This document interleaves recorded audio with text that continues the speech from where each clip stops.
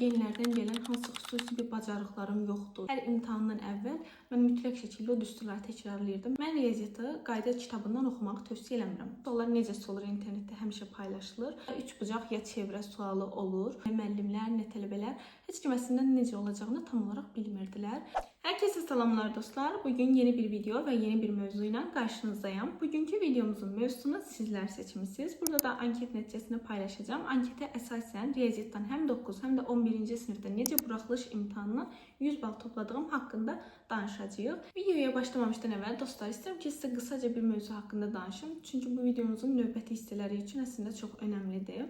Əslində 6. sınıfın sonlarına qədər mənim riyaziyyat nəticələrim heç də o qədər də ürək açan değildi. Öyrəndiyim mövzuları bir müddətdən sonra unutmağa başlayırdım. Bəzi şeylərin nə üçün elə olduğunu tam olaraq qavraya bilmirdim. Və buna görə də həmin dövrdə bir müddət hazırlığa getdim və bu mənim əslində həqiqətən nəticələrimin artırmasına çox kömək olmuşdu.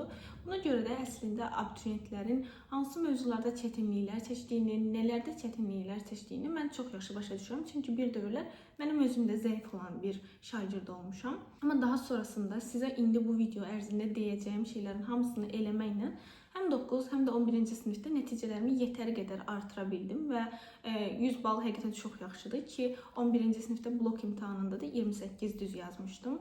Orada da bəzi kiçik bir neçə səhvim var idi. Olsun. Neysə, qısacası indi videomuza başlaya bilərik. Mənim 6. sınıfdan bəri əslində elədiyim ən önəmli şeylərdən biri qayda dəftərimin olmağı idi. Sadəcə riyaziyyat üçün ayrılmış, səliqəli bir şəkildə yazılmış bir qayda dəftərim var idi. Düzdür, 9. sınıfa çatanda artıq qayda dəftərimi dəyişdirdim. Çünki artıq buraxılış imtahanı verəcəkdim və istədim sıfırdan səliqəli, daha səliqəli bir dəftərim olsun. Ola bilər ki, deyə bilərsiniz ki, bəs mən qayda dəftəri tutmaq istəmirəm, onsuz da qayda kitabı var və orada yetər qədər bütün düsturlar var deyə bilərsiniz. Amma mən riyaziyyatı qayda kitabından oxumağı tövsiyə eləmirəm. Azərbaycan dilini qayda kitabından oxumaq məntiqlidir. Onsuz da orada olan hər şey bizə lazım olur.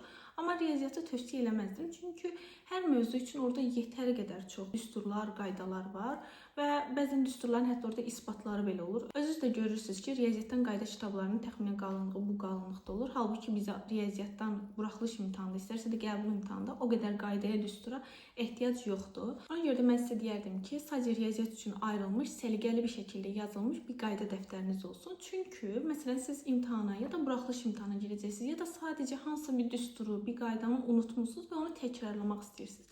Sürətli bir şəkildə qayda dəftərinizi açıb təkrarlayanda və hətta onu özünüz yazırsınız deyə bəzi mövzuların əslində hansı səhifədə olduğunu belə əslində çox yaxşı bilirsiniz ki, məndə elə idi.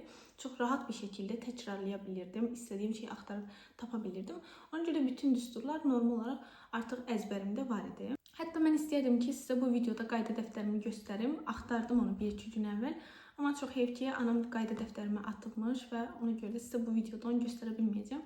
Amma həqiqətən çox səliqəli yazmışdım, çox əziyyətlə yazmışdım və mənim həqiqətən çox işimə yaramışdı. Xüsusilə də yadımdan çıxan bəzi bir neçə düsturlar var idi ki, hər imtahandan əvvəl mən mütləq şəkildə o düsturları təkrarlayırdım. Məsələn, trigonometriyada bilənlər bilir, cəmin hasilə, hasilin cəmə çevrilmə düsturları var və onları mən həmişə qarışdırırdım. Ona görə də hər dəfə imtahandan əvvəl açıb bu qaydaları mütləq şəkildə, o düsturları mütləq şəkildə təkrarlayırdım.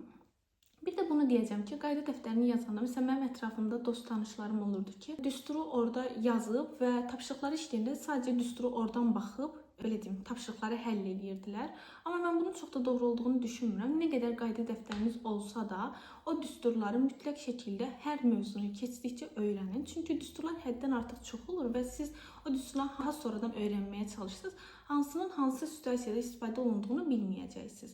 Ona görə də bir suala baxanda avtomatik hansı düsturdan istifadə etmək lazımdığını bilmək istəyirsinizsə, mütləq şəkildə düsturları öyrənin deyərdim. Məncə bu düsturlar mövzusunda deyə biləcəyim şeylər sadəcə bunlar idi. Bundan əlavə onu deyim ki, mən kurikulumun 2-ci ilində imtahan vermişdim. Ona görə də bizim dövrlərdə hələ materiallar tam olaraq çıxmamışdı, struktur tam olaraq oturmamışdı. Nə müəllimlər, nə tələbələr heç kim əslində necə olacağını tam olaraq bilmirdilər. Və əslində mən 6-cı sinifdən etibarən bu DİM-in sinif testləri olurdu. Bilmirəm hələ də var ya yox. onları işləyirdim. Amma onu deyim ki, 9-cu sinifdən buraxılış imtahanına hazırlaşdığım dövr ərzində də DİM-in sinif kitablarının hamısını işləyirdim. Həm qapalı, həm açıq hissələrini işləyirdim. Bundan əlavə təbii ki, toplular da işləyirdim. Əslində DİM-in o açıq suallar olan hissələrini işləməyə mənim üçün çox yaxşı oldu. Çünki dediyim kimi həmin dövrlərdə kurikulum necə olacaq, suallar nə tipli düşəcək heç kim bilmirdi və əslində kurikulum strukturlarına alışmağıma kömək olmuşdu və həmin dövrlərdə həqiqətən də artıq tamamilə meyarlara uyğun bir şəkildə yazırdım sualları. Ona görə də 10-11-ci sinifdə DİM-in o sinif kitablarından işləməyə ehtiyac qalmasa 9-cu sinifə qədər bütün sinif kitablarını işləmişdim. Dediyim kimi 9-cu sinifdə DİM-in o sinif testləri ilə yanaşı topluları da işləyirdim. Düzdür, toplunun ikinci hissəsində hansı mövzu 9-cu sinifə düşürdüyümü bilmirəm, amma 9-cu sinif materiallarında olan bütün mövzuları belə deyim işləmişdim. Hətta hazırlıq dövründə 2 dəfə işləmişdik, topluları bitirmişdik. Daha sonra isə dostlar, nəticələrinizi necə artırmaqla bağlı artıq səhvlərinizə baxın, səhv yazdığınız suallara baxın, nə bilim yazmadığınız sualların həllərinə baxın və s. Bunları deməyəcəm, çünki əslində bunları eləməli olduğunuzu artıq bildiyinizi düşünürəm. Yəni mən də həqiqətən eləyirdim. Qətiyyən heç bir səhvimin üstündən keçmirdim. Nə bilim yaza bilmədiyim mövzuların heç birinin üstündən keçmirdim. Ay müəllim bilməsin, məsələn bu sualı yazmamışam, deməsin bunu necə yazmayım falan. Bunları eləmirdim. Bütün nə suallarım varsa hamısını verirdim və müəllimimdən qətiyyən heç bir çəkincəliyim yox idi. Onu deyim ki, bizə müəllim əslində topluları işlədəndə bütün suallar verirdi. Yəni sona qədər, hər mövzunu sona qədər işləməyi verirdi. 3-cü, 4-cü qruplara bəzən deyirdi ki, məsələn, filan suala qədər işləyim, məsələn, 200-ə qədər işləyim və s. deyirdi. Amma 1-2-ci qruplar, mən özüm də 2-ci qrup idim, biz sona qədər işləyirdik və məncə 1-ci, 2-ci qruplar mütləq şəkildə topluları sona qədər işləməlidirlər. Yəni yaza bilmədiyiniz suallar ola bilər ki, var. Mənim də olurdu. Yəni bu qaçınılmaz bir şeydir. Ya da çətinlik çəkdiyiniz mövzular illaki var, amma çalışın ki, sona qədər işləyin. 10 dənə sualınız qalsın, 20 dənə sualınız qalsın, amma o sualları sona qədər işləyib bitirməyə çalışın. Bir də biz ev tapşırıqlarını yazandan sonra dərsdə səhvlərə baxanda mənim əsasən çox az səhvim olurdu. Yəni o qədər də çox səhvim çıxmırdı. Düzdür, mövzuya görə dəyişirdi, amma əsasən az səhvim olurdu. Ona görə də həmin dövrlərdə dərsdə boş qalmamaq üçün bunu ilk vaxtlarda müəllim özü vermişdi. Daha sonrasında çox maraqlı gəldiyi üçün özüm də istirdim müəllimdən. Mənim səhvlərim olan hissəyə çatana qədər müəllim mənə əvvəlki illərin qəbullarını, nə bilim sınaqlarını ya da özündə olan hansısa bir kitabları verirdi və onları yazırdım. Ən sonunda da dərs bitəndən sonra müəllimlə yoxlayırdıq, səhvlərim olurdusa o səhvlərimə baxırdıq. Bu çox yaxşıdır. Yəni sınağa gedibmişəm kimi bir şey idi bir növ və əslində fərqli sual tiplərini görmək, işləmək baxımından da çox yaxşı idi. Keçən dəfə sizin üçün bu videonu çəkmək üçün qayda dəftərimi axtaranda da bunları gördüm. Deməli 11-ci sinifdə koronadan sadəcə bir neçə ay əvvəl getmişəm imtahana, hər şeydən xəbərsiz bir şəkildə güvənin imtahana gedibmişəm. Bir də bu da başqa tapdığım bir şeydir. Törəməyə aid müəllimin verdiyi mənə bir test imiş. Yazmışam, amma məndə qalıb. Necəsə olub müəllimə qaytarmamışam bunu. Dediyim kimi, məsələn, bu tip testlər işləyirdik falan. Daha sonra da müəllimlə yoxlayırdıq, səhvlərimizə baxırdıq ki, bu həqiqətən çox faydalı idi. İndi bu sadəcə törəməyə aiddir, amma dediyim kimi qəbullar, sınaqlar olurdu ki, orada bütün mövzular olurdu. Ona görə də təkrar baxımından və mövzuları unutmamaq baxımından çox yaxşı olurdu. Bir də bunlardan əlavə mən YÖS sualları da işləyirdim, amma YÖS suallarını sizin işləməniz yəni o qədər də şərt deyil. Çünki yəni o suallar daha çətin olur. Düzdür, bəzi sual tipləri var ki, Azərbaycandakı ilə birbaşa eyni olur, amma onu ümumiyyətlə işləməyinizə ehtiyac yoxdur. Sadəcə mən bir hobi olaraq işləyirdim. Əsasən yayda işləyirdim.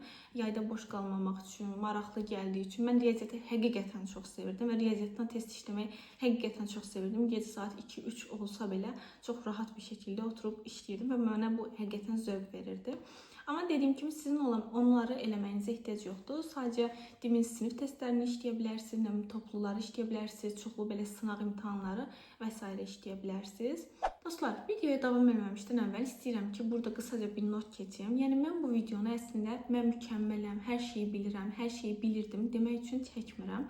Bu videonu çəkməkdəki ən önəmli məqsədim bu idi ki, yəni mənim də genlərdən gələn hansı xüsusi bir bacarıqlarım yoxdur, istedadım yoxdur.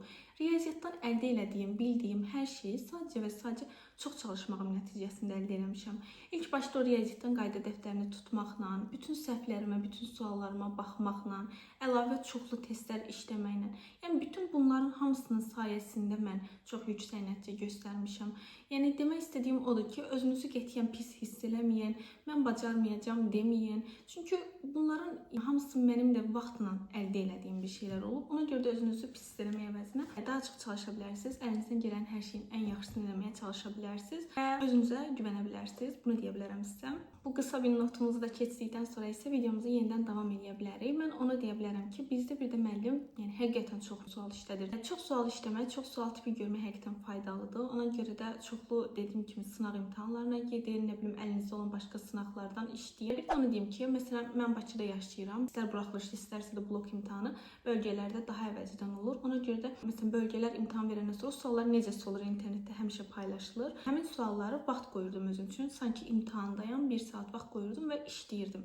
Qətiyyən qayda dəftəri falan heç bir şey açmırdım və imtahandaymışam kimi düşünürdüm ki, görüm mən imtahanda olsaydım, bu suallar mənə düşsəydi neçə düz yazardım. Bu da çox qəşəngdir. Həm vaxtla yarışmaq məsələsində sizə kömək olur, həm özünüzü imtahanda kimi hiss edirsiniz və ortalama nəticənizin nə olacağını görürsüz. Bu da mənim elədiyim şeylərdən biri idi. Əgər videonun burasına qədər gəlmisinizsə, çox şanslısınız. Çünki videonun bu hissəsində balaca taktikalar olaraq sizə bir şeylər deyəcəm. Bilirsiniz ki, hər imtahanda mütləq şəkildə düşən spesifik suallar olur. Məsələn, mənə görə mütləq şəkildə bir dənə trigonometriyadan sual düşür. Bir dənə ya üçbucaq ya çevrə sualı olur. Mütləq şəkildə necəsə olur ki, müxtəsər vurma düsturundan istifadə edilən bir sual olur. Yəni bunlar mütləq şəkildə hər imtahana düşən suallar olur.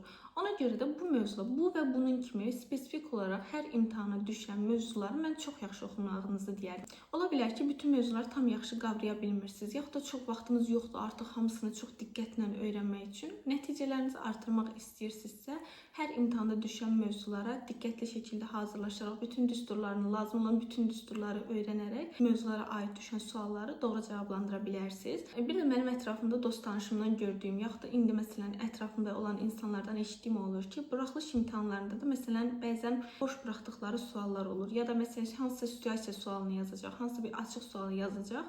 Tam bilmədiyi üçün həllini yazmır. Bu çox yanlışdır. Çünki buraxılış imtahanında onsuz da səhv düzü aparmır, səhv bal aparmır. Yəni ona görə də məsələn yaza bilmədiyiniz hansısa bir test sualı varsa cavab atın. Sizə ən yaxın gələn, ən doğru cavab gələn hansıdırsa onu burada işarə eləyin. Onsuz da səhv düzü aparmır.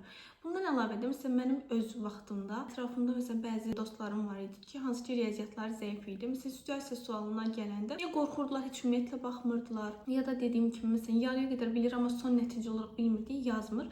Amma mütləq şəkildə bu situasiya tipli suallarda sualları yarıya qədər də bilsəz, nə bilim əvvəlini də bilsəz, düsturu bilsəz və düsturdan sonra bir kiçik bir hissəsini sadəcə yaza bilirsiniz, yazın. Yəni nə qədərini bilirsinizsə, o qədərini mütləq şəkildə yazın. Çünki orada yoxlayan adamlar və bu sualların meyarlarında da bilmirəm bilirsiniz ya bilmirsiniz. Məsələn, sualın yarıya qədər həll olunması belə əslində müəyyən qədər bir bal verir sizə.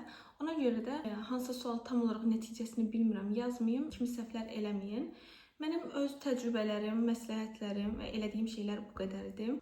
Riyaziyyatı yaxşı bilməyiniz sizə həyatınızın irəliləyən dönəmlərində də çox kömək ola bilər. Xüsusilə də riyaziyyatla əlaqəli sahələrdə oxuyacaqsınız. Həqiqətən işiniz çox asanlaşacaq. Məsələn, mən özümdən nümunə verim. Mən riyaziyyatı həmin dövrlərdə o qədər yaxşı oxumuşdum ki, hələ də o qədər də yaxşı bilirəm ki, məsələn, mən hansı bir dost tanışım məndən bir riyaziyyat sualı soruşanda onları çox rahat bir şəkildə cevablaya bilirəm. Hətta dostlarımdan biri elədiyim cariyə hazırlaşır. Məsələn, mən keçən dəfə ona kömək edəndə gördüm ki, həqiqətən hələ də çox sualı bilirəm. Bu 5 il ərzində riyaziyyatla heç məşğul olmamağıma baxmayaraq, həqiqətən yəni yetər qədər yaxşı bilirəm. Təbii ki, unutduğum bəzi şeylər var, amma onlar da təkrarla həll ola biləcək şeylərdir.